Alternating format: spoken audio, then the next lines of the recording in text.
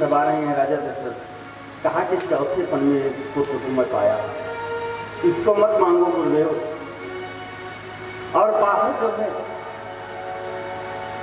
बाहर सब चिंता में है कि अब की बार तो विश्वामित्र आए हैं तो क्या होगा, ऐसा तो नहीं होगा। राजा दशरथ तो पहले कह दिया कि रानी को ले लीजिए, सब कुछ ले लीजिए, मैं चला जाऊं, लेकिन राम को मत लीजिए। तो वहीं पर वशिष्ठ जी बैठे। वशिष्ठ जी सब देख रहे थे होनी क्या होने वाली है। तब वशिष्ठ बहु विधि समझावा, वशिष्ठ बहु विधि समझावा, वशिष्ठ बहु विधि समझावा, सतन देहना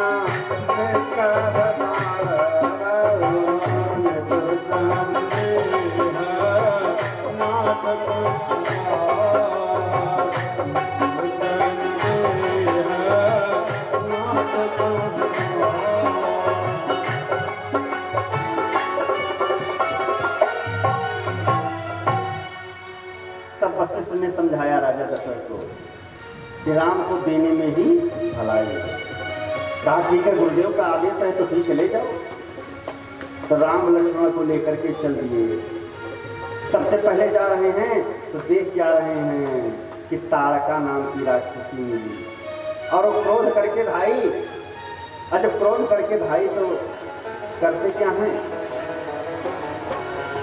विश्वामित्र जी कह रहे हैं मारो। कहा क्या मारे गुरु जी? कहा क्या हुआ? कहा ये स्त्री है, स्त्री को ऊपर नहीं मारना चाहिए। कहा अत्याचारी चाहे पुरुष हो चाहे स्त्री मार ही देना चाहिए भाई। अरे जल्दी मारो नहीं खा जाएगी। तो एक ही बाण प्राण हर लीना, और एक बाण में प्राण उनका गोविंदाय नमो नमः, दीन जान निज पद दीना। एक बाण पे प्राण हर करके उनको अपना पद दे दिया, अपने धाम में चले गए। आगे चलते हैं देख रहे हैं कि एक आश्रम है जो कि वीरान आश्रम। कहा गुरु जी ये सुनसान जगह कैसी है? कहा यहाँ एक जो है नारी जो है आपका इंतजार कर रही है। कहा कौन नारी? कहा गौतम ऋषि की पत्नी, स्पर्श कर दो तो उसका भी उद्धार हो जाएगा। कहा महाराज ऋषि पत्नी? कहा हाँ तुम्ही से उद्धार होगा। उनको स्पर्श कर दिया और वो उद्धार, और उद्धार होकर के चल दिया स्वर्ग में। वो जहां उनके पति थे, पति के लोक में चली गई। और जब पति लोक में चली गई, अब राम और लक्ष्मण का चेहरा जो है उदास हो गया, उदास हो गया। विश्वामित्र जी ने कहा कि इतना उदास क्यों हो गए हो? कहा क्या बताएं गुरुदेव, जिस ब्राह्मण की ऋषि की चरण रज लेना चाहिए, उनकी पत्नियों की चरण रज लेकर के अपने मस्तक पर रखना चाहिए, उन संत की ऋषि संत की पत्नी को हमने जो है उनका पांव अपने पांव से छुआ, बड़ा प्रायश्चित हो गया।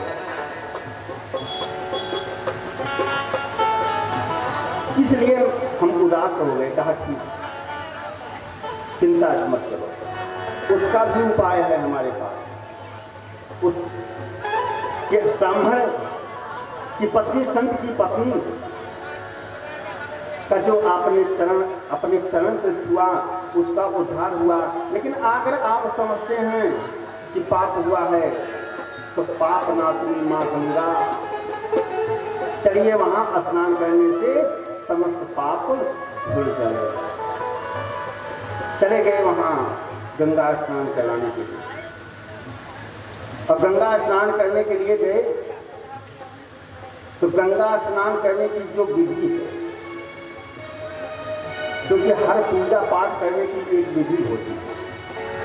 ये नहीं है कि व्यवस्था लिए गए और साथ डुबकी लगाए, बोले हर हर गंगे, हो गया काम। ऐसी बात नहीं है। सबसे पहले गंगा की महिमा को सुनो। चाहे तुम जितना जानते हो, अपना ज्ञान कुछ नहीं होता। कथा जितनी बार सुनी जाए वो पूर्णकारी होती है। आज वही मर्यादा पुरुषोत्तम श्री राम ने किया और विश्वामित्र जी ने बताया। अब किससे सुनो? वहां के तीर्थ पुरोहित थे। ना अधिक समय हो तो 2 बार की, अच्छा गंगा जी की महिमा क्या है भैया, यहाँ आए हैं स्नान करने से क्या फल मिलता है? तो वहाँ के तीर्थ पुरोहित कहेंगे भाई बहुत पुण्य मिलता है, तो न भी मिलता होगा तब पर भी मिल जाएगा, क्योंकि ब्रह्म वाक्य लग गया। तो गंगा जी की महिमा को श्रवण किया और महिमा को श्रवण करने के बाद गंगा जी की महिमा को श्रवण किया और गंगा स्नान किया, समस्त पाप धुल गए। गंगा मैया, हे गंगा मैया तुम्हारी जय जय हो, हे गंगा मैया तुम्हारी जय जय हो, हे गंगा मैया तुम्हारी जय जय हो, हे गंगा मैया तुम्हारी जय जय हो, हे गंगा मैया तुम्हारी जय जय हो, हे विष्णुपति तुम्हारी जय जय हो, हे गंगा मैया तुम्हारी जय जय हो, गंगा मैया तुम्हारी जय जय हो, हे गंगा मैया तुम्हारी जय जय हो, विष्णुपति तुम्हारी जय जय हो, हे भागीरथी तुम्हारी जय जय हो, भागीरथी तुम्हारी जय जय हो, गंगा मैया तुम्हारी जय जय हो, गंगा मैया तुम्हारी जय जय हो। बोलिए गंगा महारानी की। तो माता गंगा की महिमा को श्रवण करके गंगा स्नान किया, उसके बाद यज्ञ की रक्षा किया। और उधर राजा जनक के यहाँ स्वयंवर की तैयारी है। तो गुरु जी से कह दिया कि गुरुदेव लखन हृदय लाल साध से की जाय जनकपुर आई देखी। लक्ष्मण की इच्छा है जनकपुर जा करके देखने के लिए। कहा चलिए सब लोग चलते हैं, चलिए। और उधर माता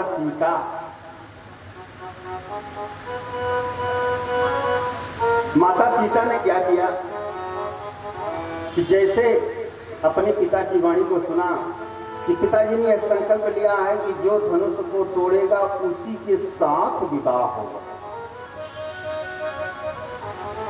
तो माता सीता चिंता में पड़ गई। चिंता में पड़ गई कि धनुष जो तोड़ देगा उसी के साथ विवाह होगा। जा करके अपनी माता से कहा। माता ने भी कहा क्या बताएं, जब पिताजी आपके प्रण कर दिए हैं तो हम कुछ नहीं कर सकते भाई। निष्कर्ष यही है, तत्काल चली गई अपनी ओरिजिनल माता के पास। ओरिजिनल माता क्या है, कौन है? धरती है उनकी, क्योंकि सीता जी की उत्पत्ति धरती से हुई थी। बोलो श्री राम।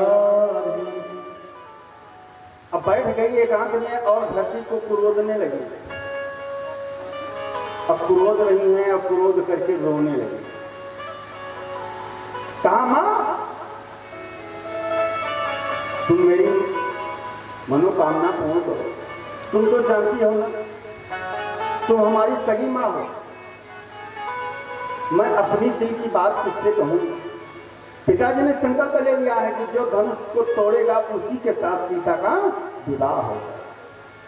अरे माता जी, धनुष को अगर 80 साल का बुढ़ा तोड़ दिया तो क्या अपनी इस बेटी को 80 साल के बुढ़े के साथ जाना पसंद करोगी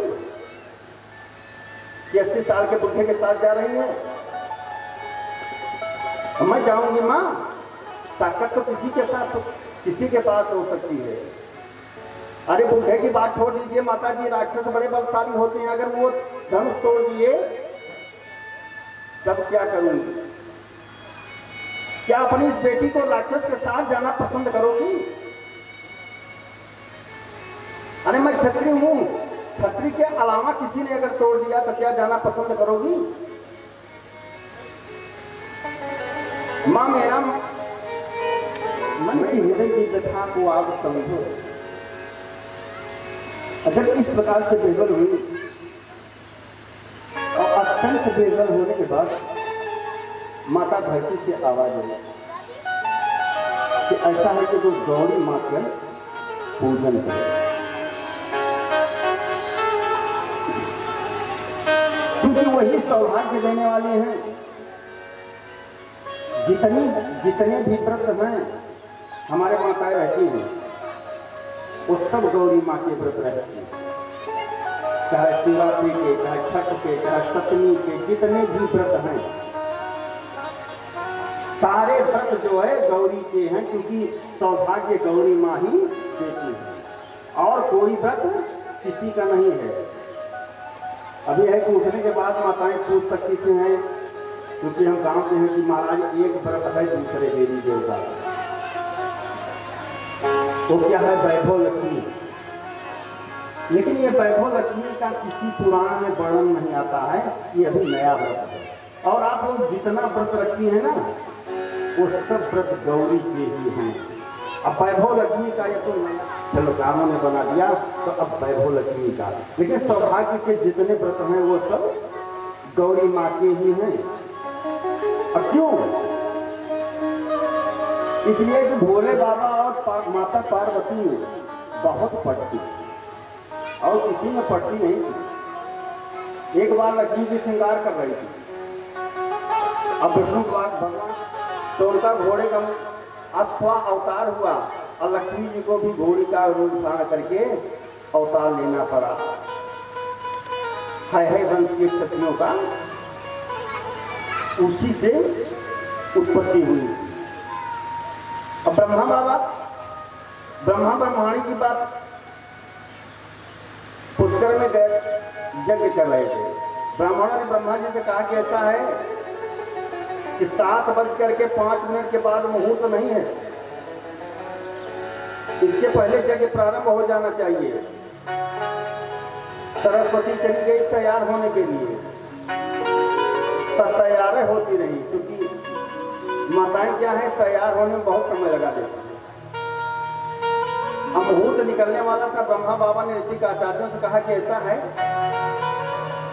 कि दूसरी पत्नी की व्यवस्था करो, उनको तैयार होने दीजिए। तब तुरंत जो है एक गौ माता खड़ी थी, उनके मुख से प्रकट कर दिया गायत्री मैया को, जो गायत्री मैया की जय हो। गायत्री मैया प्रकट हो गई और गांठ जोड़ करके बैठ गई, पूजा होने लगी। और इधर सरस्वती तैयार होकर के आ गई, तो देख रहे हैं कि हमारे पतिदेव के बगल में दूसरी महिला गांठ जोड़ करके बैठी। तुरंत श्राप दे दिया कि जाइए आज के बाद तुम्हारी पूजा नहीं होगी। तो आप लोगों के सबके मंदिर होते मिलेंगे आपको, लेकिन ब्रह्मा जी का मंदिर कहीं नहीं है। ब्रह्मा जी की पूजा होती है एक जगह, वही पुष्कर में पूजा होती है और ब्रह्मा जी की पूजा नहीं होती है। तो इसलिए विष्णु भगवान से ही पत्नी से विवाद, ब्रह्मा से पत्नी के से विवाद, और माता गौरी से क्या है। भोले बाबा चाहे जिस प्रकार से बारात लेकर के गए हों, चाहे जैसा रूप दिखाए हों, भूत प्रेत डागनी साकनी पिशाचनी लेकर के गए हों, और तो सब घबरा गए, लेकिन माता जी तो सदैव प्रणाम करती रही, उनसे सदैव पढ़ती रही। तो इसलिए सौभाग्य का व्रत केवल गौरी का ही होता है, सब माताएं करती हैं। और जो व्रत आप लोग पूछेंगे उठने के बाद, क्योंकि हम समझ रहे हैं गांव है हमारा, ये बातों में पूछ सकते हैं, तो हम पहले बता दे रहे हैं वैभव लक्ष्मी का व्रत। इसके अलावा और कहीं ये सब तो सहेलियां जो हैं जा रही हैं गौरी मिलन लालसा से, चतुर्थी के रूप में आ गए। तो भोले बाबा को तो हमेशा मिलने की लालसा रहती है विष्णु भगवान से, मर्यादा पुरुषोत्तम श्री राम से, तो सब तो गौरी का पूजन करने जा रही हैं। लेकिन भोले बाबा साड़ी पहन करके चतुर्थी के रूप में जा रहे हैं, मर्यादा पुरुषोत्तम श्री राम। जैसे जरा सा दर्शन किया वैसे माता सीता को जा करके कहते हैं, अरे सुनो ऐसा की बाग बिलोकन राजकुमार दो आई। अरे देखो इनके रूप को, पूजा तो गौरी की बात में कर लोगी, कहीं पहले देखो तो इतने बढ़िया सुशील राजकुमार आए हैं, जरा देखो।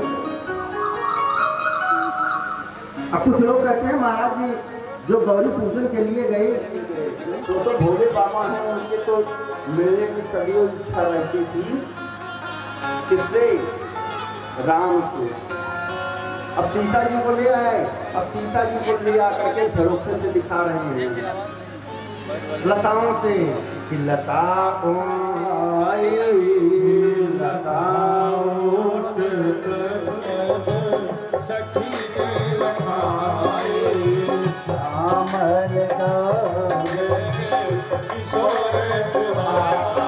ये तो राजकुमार आए हैं।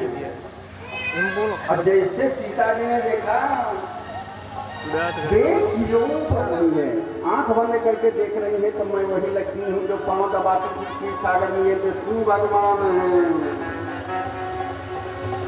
तब तो समझ गई, अब समझ गई और देख करके पुनः मंदिर में आ गई। अब मंदिर में जैसे आ गई माता गौरी के पास खड़ी हो गई, कहा माँ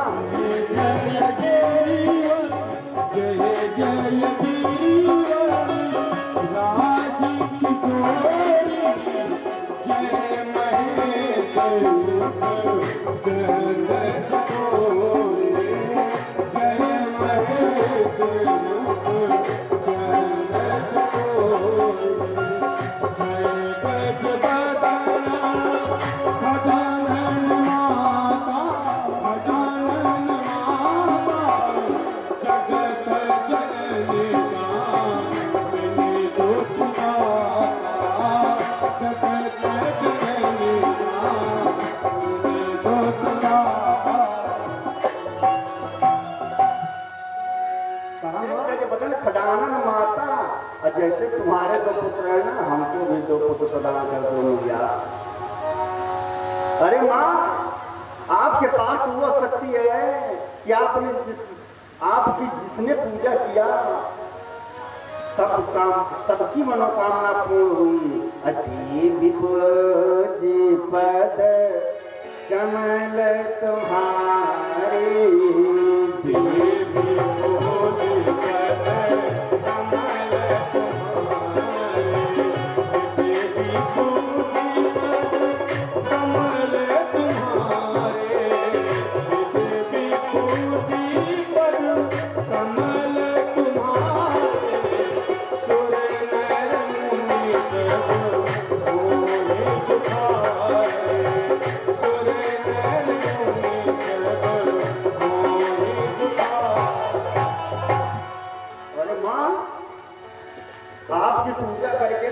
मनुष्य की बात छोड़ दीजिए, सुर नर मुन सब होंगे, सब सुखी हुए। तो माँ मेरी मनोकामना पूर्ण करो माँ, मोर मनोरथ जाना हूँ इनके हाथ जोड़ करके मैया, मेरा तो मनोरथ आप जान रही हूँ, क्या कहूँ माँ। जब उस प्रकार से कहते कहते विवल होकर के माता पार्वती साष्टांग गिर पड़ी, कहा माँ मैं अब उठूंगी नहीं।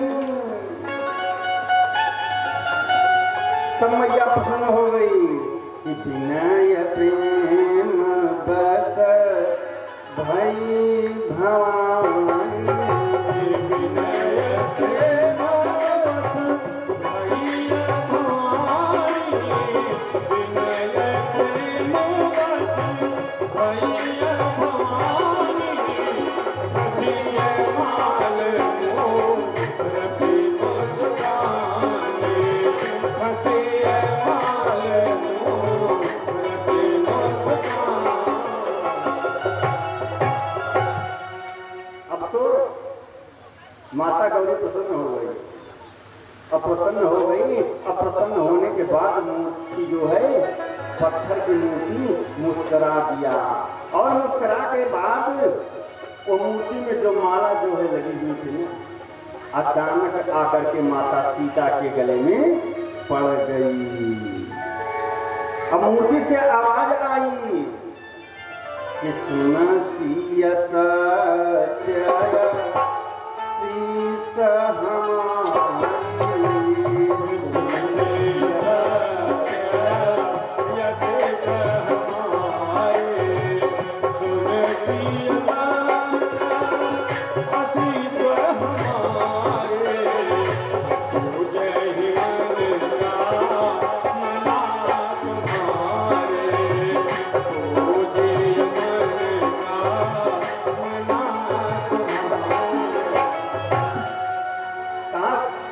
गौरी मैया ने कहा ऐ सीते, मेरा आशीर्वाद है कि तुम्हारी जो मनोकामना हो पूर्ण हो। तब सीता जी माला को लेकर के हाथ से जोड़ करके प्रणाम करती हैं, कहती हैं मैया लेकिन एक बात